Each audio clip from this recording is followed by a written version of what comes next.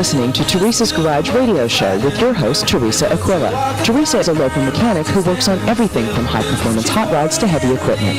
Teresa's Garage Radio Show is broadcast weekly as a production of America Matters Media. Call toll-free worldwide at 844-790-TALK. That's 844-790-8255. And now, here's your host, Teresa. To Teresa's Garage Radio Show. We are coming to you live from Reno, Nevada, the biggest little city in the world. And I want to thank all the listeners around the world who tune in every week and on my encore on Sundays at 2 p.m. to hear myself and my co-host from Chicago, Jeanette DesJardins, Miss Car Chick herself, which we'll have her on the show at the midpoint. She'll be chiming in with us. And I was supposed to have a special guest today, but she's a little under the weather today.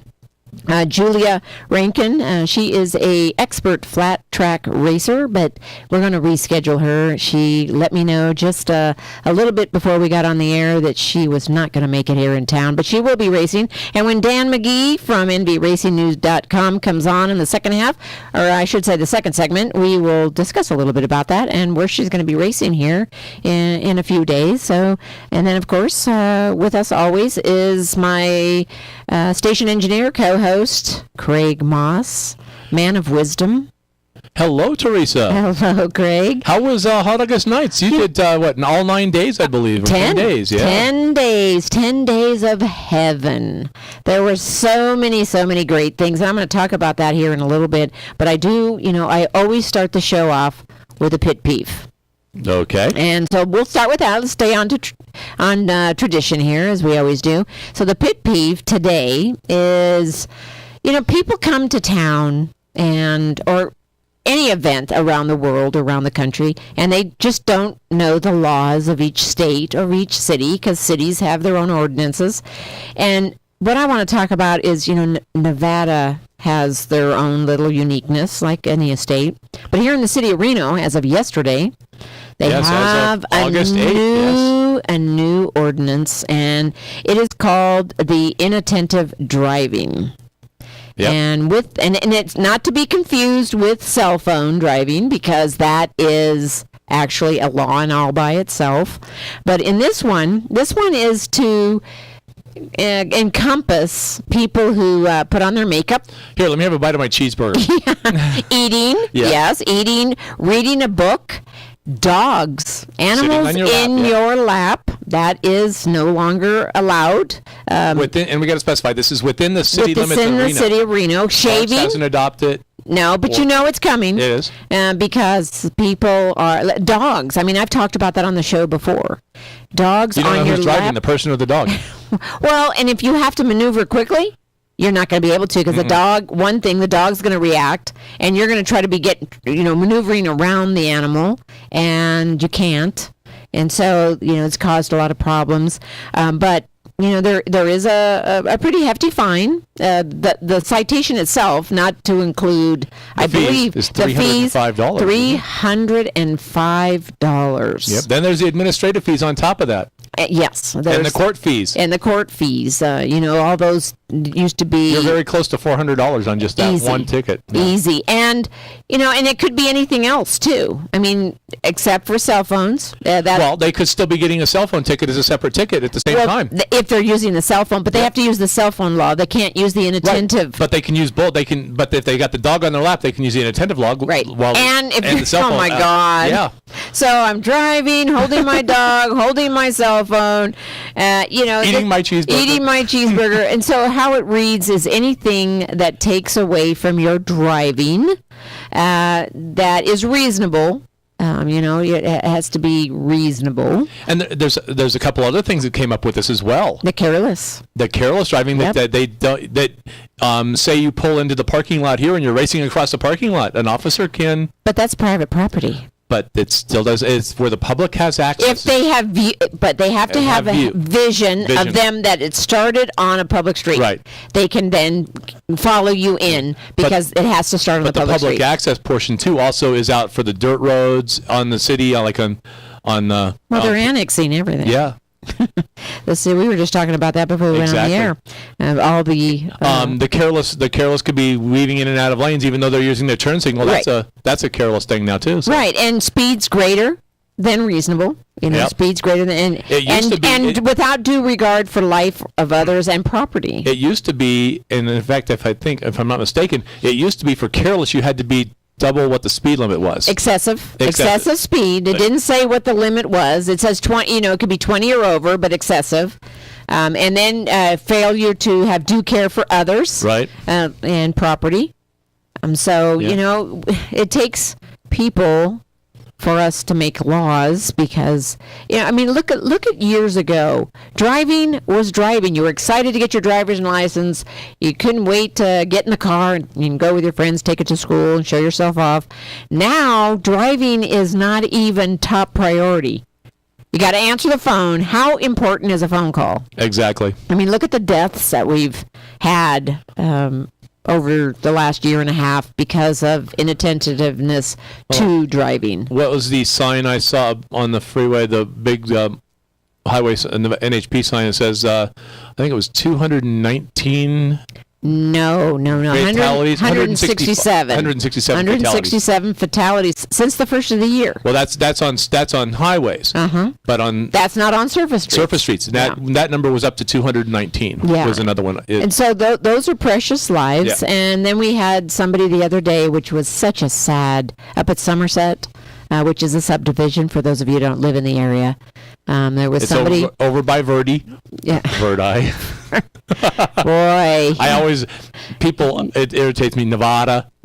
I know. Verdi. Well, that 60 Minutes actually had a thing, and I posted it on Teresa's Garage Facebook a couple months ago, they talked about being corrected when they did a segment about Nevada. Yes, and Brian Williams actually had a... Yep. They said Nevada, and he's like, boy, those people are touchy over there.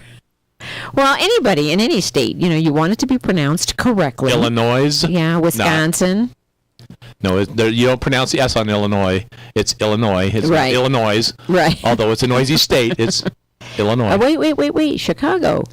Well, that's where our loudest person is. My co-host. The loudest person in the whole state is your co-host. Well, that's right. And when she does come on, we do have to lower the volume, don't we? I have to take her audio pot way down because she blows out our system here. She does, and I want everybody to know that we are videotaping today. My videographer and cameraman, James Scuba, is here in the studio today. So we're going to be putting this on Teresa's Garage YouTube channel, so you'll be able to see us making all our faces. Oh, no, not the YouTube channel.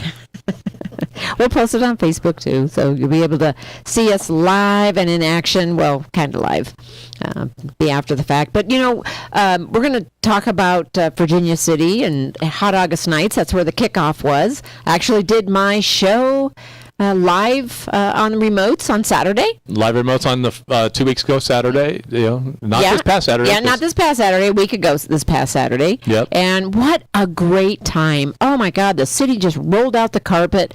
The prior year, last year, there was only 187 entries because they only had 6 weeks prior to the event to promote Virginia City. Right, because they only got notified just about that time that there was... Well, I'm kind of glad... They were getting it from Lake Tahoe, the chance for power down there for the big event. And I was glad that they took it from Tahoe because I didn't like going up there, and the casinos wouldn't let you go and use the restrooms in there, and they didn't have the Santa huts, and it was just a whole bunch of different stipulations, and so people weren't really thrilled. So when I went to Virginia City, everybody, a lot of people wanted to wait. Of course, we jumped right on and said, oh God, we have friends up there, we're going.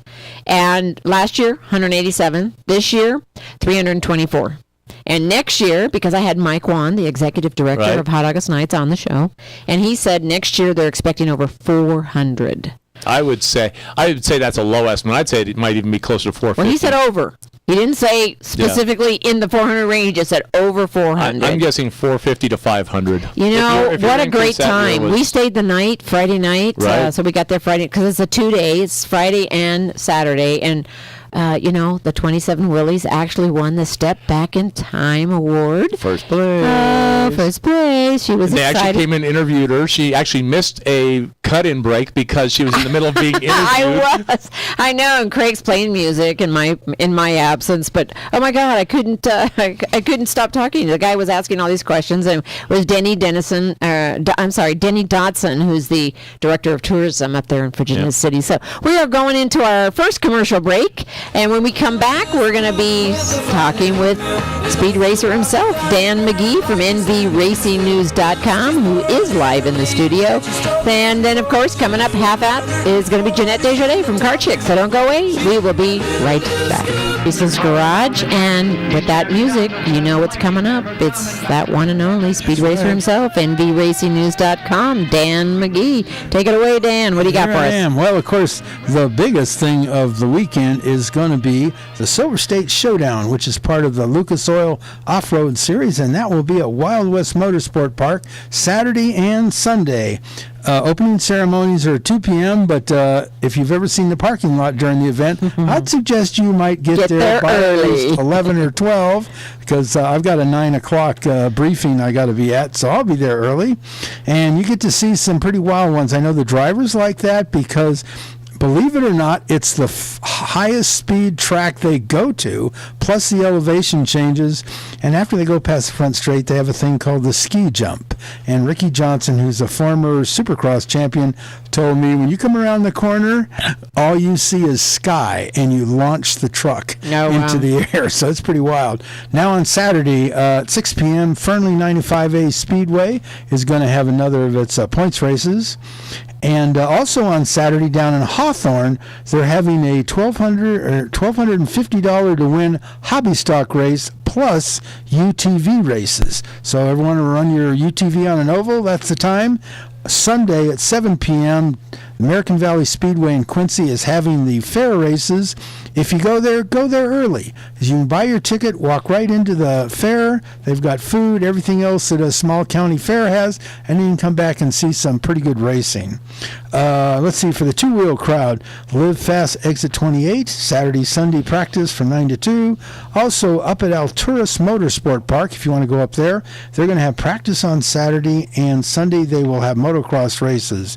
And moving to national news, the Pro Motocross series is back on tap after a week's break. They're going to be at the course in New Berlin. And this week, NASCAR Sprint Cup Series gets the week off. And Xfinity is going to be at Mid-Ohio. They're going to race. And then, let's see, overseas, we're going to have the MotoGP Championships at Spielberg. But it's a really crazy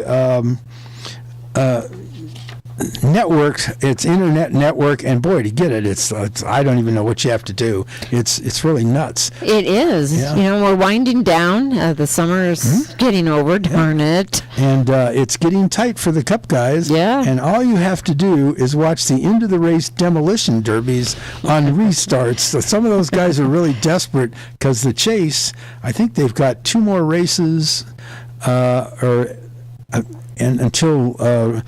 I think it's Labor Day is Richmond. Richmond, that's the cutoff. You either make the chase for the championship or you don't. So time's really running out for a lot of guys who are close to being that top 30 or 31 in points. Right. Now, you know, our guest that was supposed to be here today, Julia Rankin. I'm so bummed. You know, me too, and she was too. She said she got really sick the last couple of days, and because she's coming up next week to race, she just wanted to make sure that she was healthy. Let's talk a little bit about her. We're gonna reschedule to have her come on the show, but I know that you have been out filming her quite a bit. I've actually seen a video of her, and I saw her. If you go to, there's a network that I always do. You can get it right off internet, but they have the Sacramento Mile. And on one of those races, that's the first time I had ever seen her race. Okay. And let me tell you, boy, that girl is flying. Well, and she's labeled an expert now because she is an expert flat track racer. Well, that's what she was working toward, to get her license, and now she can run with the big boys. And I think this girl might shake up a lot of those guys. I think so too, you know, and when I was talking with her and then reading her bio before the show, she actually said that she was racing with the girls, against girls, and then she said in order to better herself, she had to race against the boys. Well, that's what the girls in motocross do too. A lot of times they'll race with the guys and terrorize a whole bunch of them because they're here they come. They're out there to show what they're doing. But I've seen her and her brother race, and a mile's pretty fearsome. Now, what we're going to have down here in Carson City is short track. In fact, they have a practice session. And I don't know the time. It's going to be on the 13th. And the race itself, and I don't have the time yet for that, is going to be on the 20th. So she's coming up for that. And that's going to be, there's all kinds of people. They've got, I think, some guys coming down from Oregon and Idaho. And, of course, a bunch of Californians are going to come over. Now, is this part of the tour of the race? Are they going for points on this one? No, this is, I think, a one-off deal. It's it's the first time here.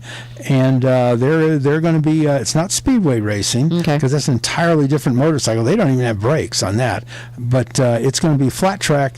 So what they're doing is when they go in a corner, they're actually sliding, which is why on the boot they wear a metal plate on the bottom of the boot because they're dragging their foot to kind of keep them up. But they're actually wear that rubber off the bottom of your shoe. Because sometimes they're actually steering to the right because the rear end has come out and then they swing around the corner and take off. But it's quite a whole different thing, and hopefully the people that want to see that will come on down to Fuji Park when they have it. And like I said, I don't know all the times. Once I get a schedule, I'll publish it. You'll be posting that. Yeah, and then I'm hopeful next week I'll be able to tell you what it is. Okay, and I'll share it on Teresa's Garage Facebook page as well, so that all the followers are up to speed. Now let's talk a little bit about the race this weekend. My husband and I, we actually have some passes. We're going to go this weekend. Norm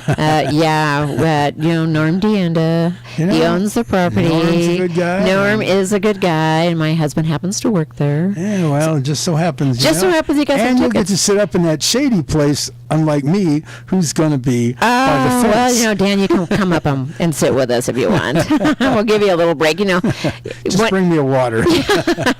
Well, I'm sure we'll have plenty of that. That's for sure. But let's talk a little bit about that because that track is getting a lot of attention. Since they Lucas Oil and Deanda teamed up there. Well, from what I'm hearing, every driver I've ever interviewed or they've talked to say they really like that course. And the amazing thing is some of those courses they're on look pretty wide open, but they're telling me that's the fastest track they go to. Really? Yeah, and I'm like, what? But, you'll see them get some big air. And like I said, when they go past the straight and over the ski jump, then they go into like a technical thing, and then they go up the hill. And the camber's a little bit off when you come over the top of the hill, so you got to be careful. And then they're just screaming down. I know Jeremy McGrath said you don't even lift. Really? And you go over that step up in front of the North Grandstands, and you're flying down the straight. Now, are you going to be positioned up there, right where they're coming at, on that high side of the No, I don't want to get run over. Well, I don't mean inside the course. No, actually, there's a couple spots there, but what they're doing for the first time, and since it's going to be hot, we can actually wear shorts, but we can't go actually on the course for that, which is okay. Well, right. And they're also having another group there, and they call them go-karts, and they look like kind of miniature pickup truck things. Oh, how cute. And what they do is the top-ranked kids, because that's what they are, they're mainly 13, 14, 15-year-olds, they bring them out this race rather than all the classes, but they come out for this race, so they race with the pros, the big pros. And, guys like Jeremy McGrath, McCachran, all those guys that are, in the top points and the fastest. So the teams get a chance to look at them. Okay. And those races can be pretty exciting because a couple years ago, they could not get through the first turn to save their lives. Wow. They could do it the second or third try, but first time, just stand back. They lose it. It was pretty wild. But that's tomorrow's stars. Do we have any local people that are going to be racing in that at all? Not that I know of. We might, but usually that series is more like Southern California, Southern Nevada. Okay. And then they go down to Mexico for a course that's, I think part of it's actually on a beach. But then they come up here.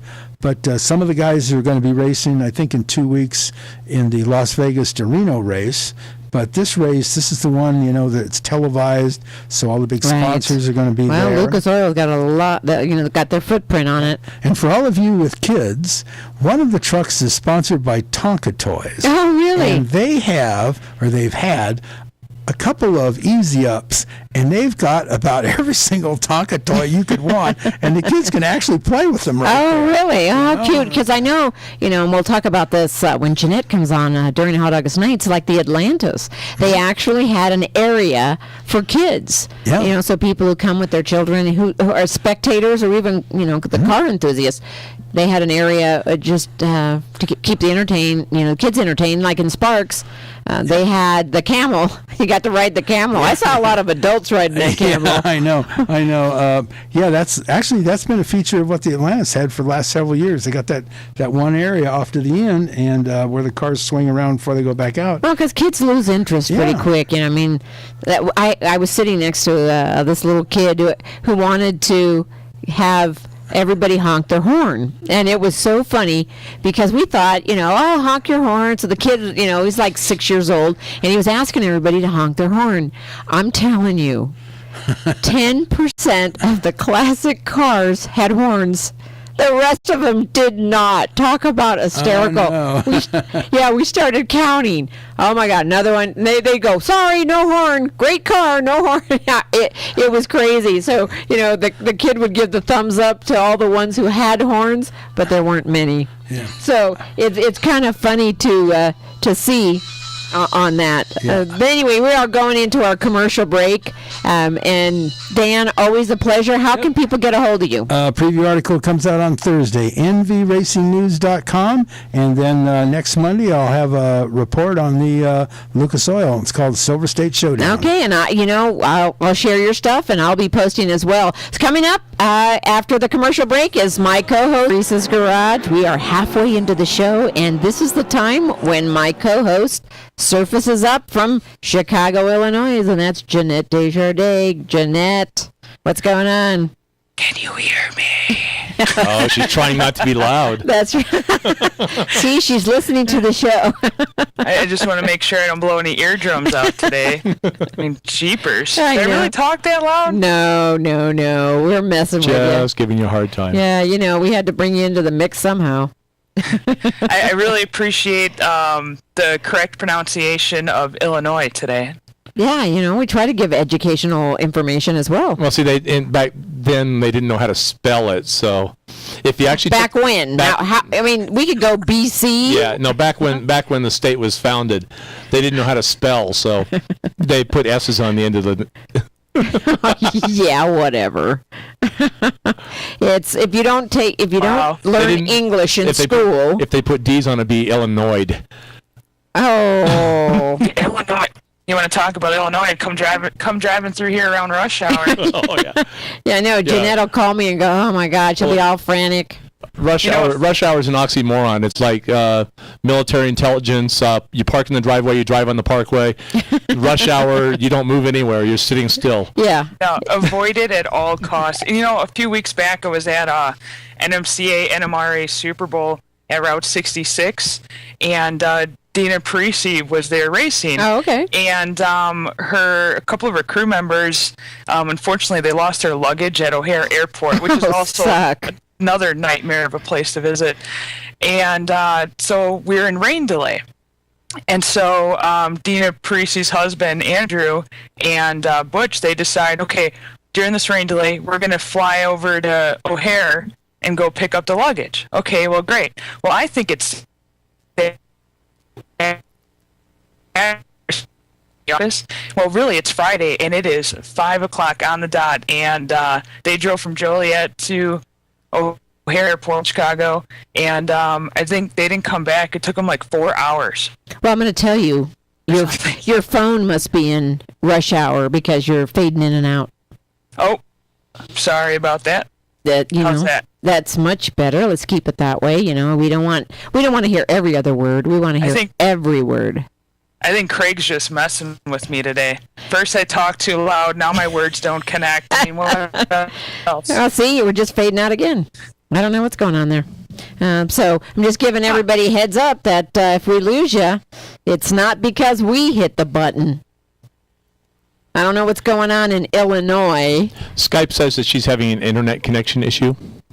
Oops. Is what they're saying right now. So Quality. they must be information is low, vacuuming. yeah. They must be vacuuming. Or somebody's running the microwave, because microwaves are at 2.4 gigahertz, just like. Are you near the kitchen?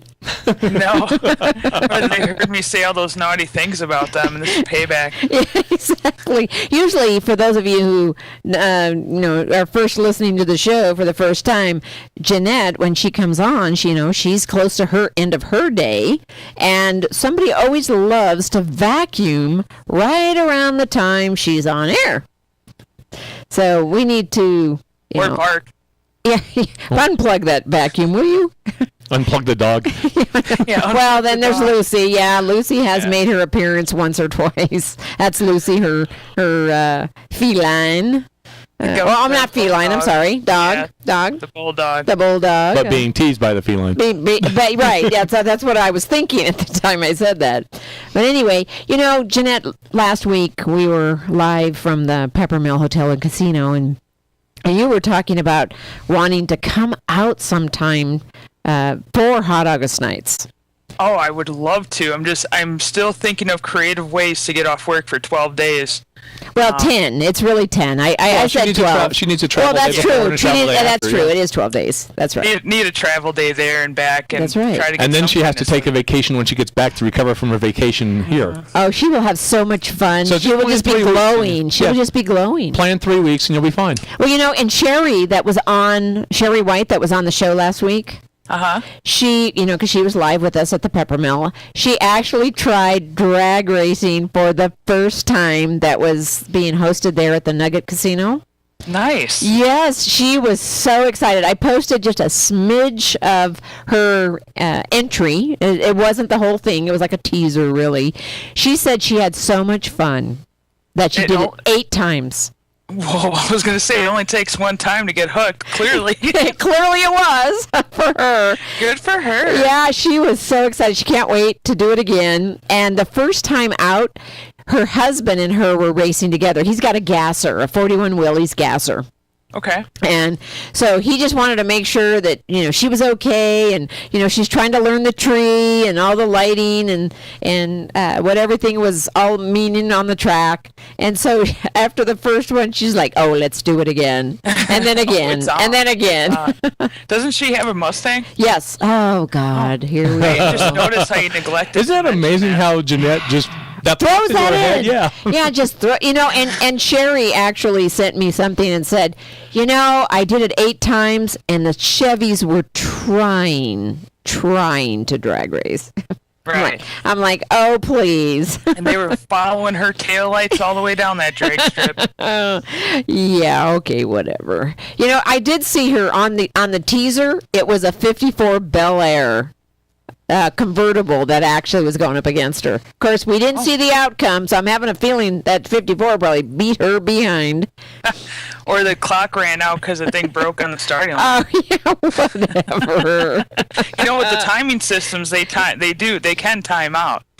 And what? Because they see the green light, red light, green light, red light. They're not sure when to go. Or another thing that can happen is if your car launches before you stage, then there's no data recorded, including like a wind light. Yeah, okay. So you with the faster race cars, you blow all that fuel and data and time. Now you have to wait an hour for your car to cool down before you make another run. It can really be a bad day. It could really be a bad day. And she did tell me that she didn't win. Oh. So it tells me that the Chevy won.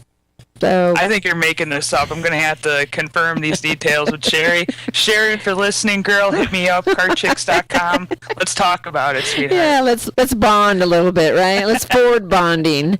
I posted all the different cars. There was a Ford day. I posted a Ford. There was a Mopar day. I did Mopars and I did Chevys.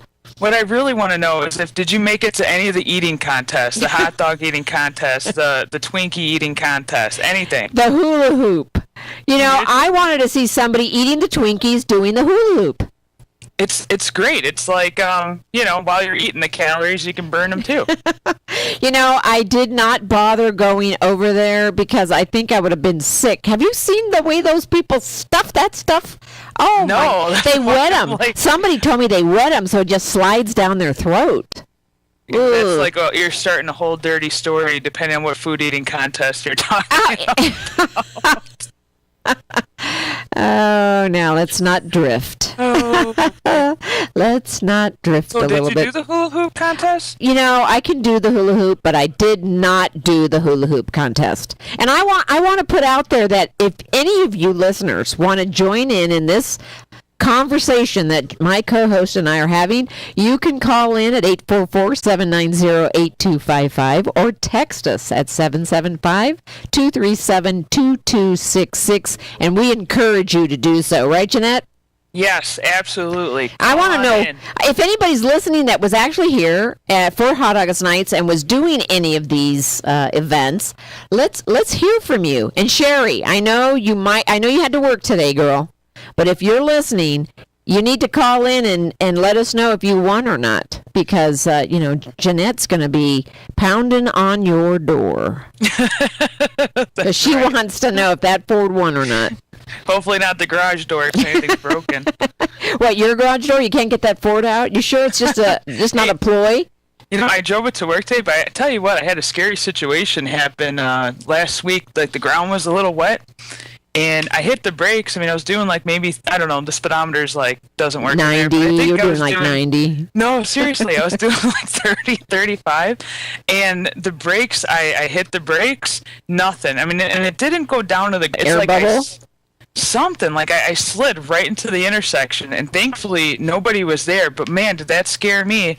And of course I'm thinking, pull the e-brake. Well, guess what, I don't have an e-brake, and I downshifted, and that didn't really help either. So I don't know if I slid, I don't know if something's wrong with the master cylinder, I don't know if the brake booster. Did you check your fluid in your master cylinder, see if you're full of fluid? Yeah, so you're going to need to bleed the system. You might have lost the brake booster. Do you have a brake booster on that? Yeah. So you might have lost a brake. But usually you'll hear a swish because there's a rubber diaphragm in there. And when you apply the brakes, but you don't usually lose your brakes. You'll just go to manual braking, usually if you lose your booster. See, I hear the swishing all the time when I'm passing those Chevys on the road. What? Because of that G-force going by? Whoosh, whoosh, whoosh, whoosh. All day. You come up here, girl. I can't wait. I'm coming. We'll put your Ford against one of our Chevys. We'll see what happens. You know what? I'll try the Willys. I'll even use... What? I was going to say, Craig, could you picture me and Teresa together for 12 days? Let's see. You'll each have a tick sheet of how many Fords are running, how many Chevys are running. Now, I did the posts of all the pictures. I was going around getting plates, taking pictures of plates of all the different sayings, because everybody likes to personalize their car. Yeah. Did you notice most of those were Chevys? I didn't. Yeah, except for the Hemi. Ford eaters. Yeah. Real clever plates. Yeah. Oh, and I recall, I think over the last week you tagged me in a Ford-powered Chevy pickup truck, didn't That's you? right, I did. And, when we come back from commercial break, we are going to have to talk about that because we are already 3/4 into the show. Can you believe this? Oh, my goodness.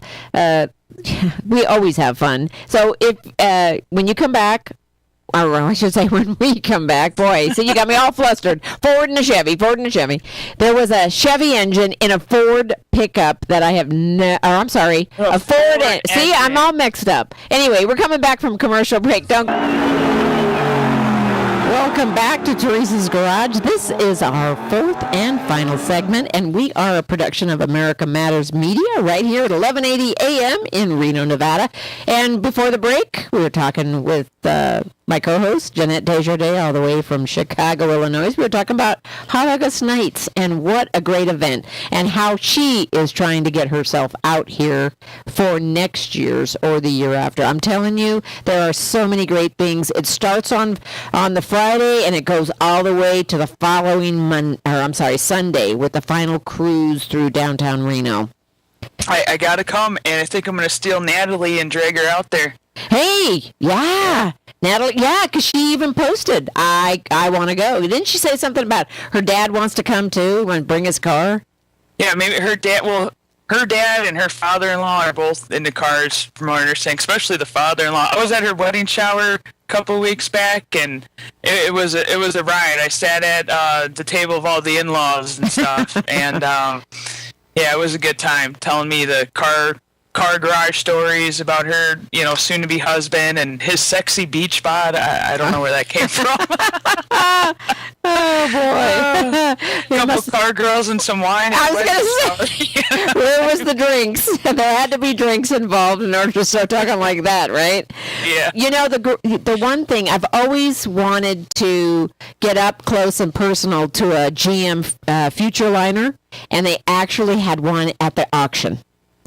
Barrett Jackson wasn't here this year. They actually had a new auction company, and the Velocity Channel had redone one for a couple that were from Arizona, I believe, and they had the Futureliner there for auction.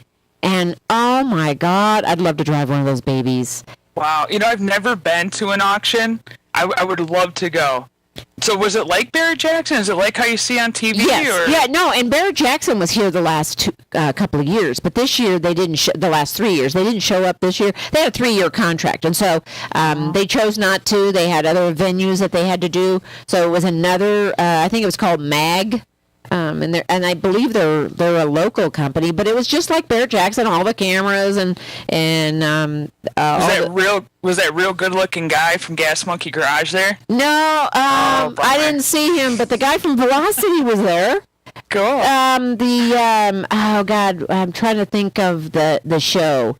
Anyway, his show was actually the one that restored this Futureliner.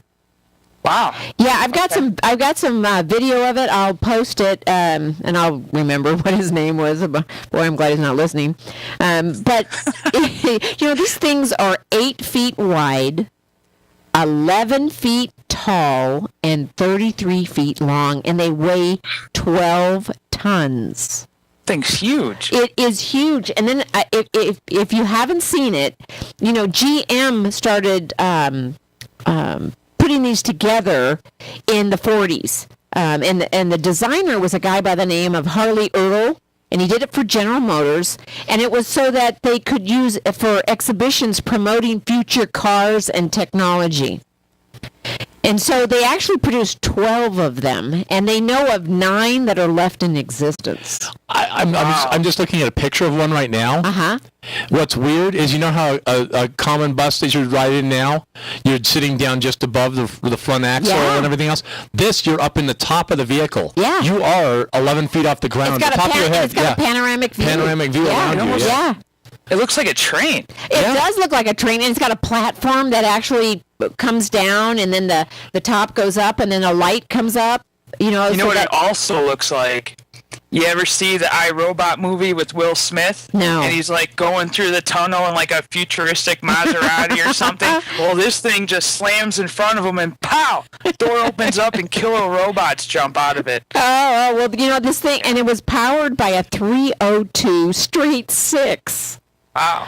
Yeah, a straight 6. I mean, the inliners actually are a more durable engine because it's not V, and you don't have the crank where the pistons, go at a V. They're actually a lot durable, more durable than a V8, believe it or not. But, it's such a beautiful machine. Like I said, I've wanted to be in front of one, and I actually got to go up and say hi and touch it and look at it and check it out. It was quite. It didn't sell. It went up to $2.6 million. Whoa! Yes, really? but it didn't meet the minimum. The minimum was like $4 million. Wow. Because they all have been. This one was completely restored. It's the only one that is exactly to the specs the day it came off the showroom floor. I'm looking at a picture right now that has a line from 1940 of 7 of them in a row. Oh, cool! That shows 7 of them on a country road. Well, they actually when they made these, they were on tour, and they actually did like 150 tour stop, and they hired college students to take them out, and they'd go to carnivals and fairs, and because back then, late 30s, the 39, 40s, they didn't have TV like we have today. So that was actually the show that they took on the road so people could see futuristic things, cars, engines. One on this sites, boldride.com that I'm looking at now, has one of them is made out like a stage. Yes. The sides open up. Well, and no, they all do. All of them have the stage. Oh, okay. Yes, all the and some of the one entertainer actually purchased one after these were no longer in weren't being used in the 50s. They actually stopped using them in the mid 50s, and one gentleman actually took that and did it for using it for his platform for his stage. Oh yeah. His show.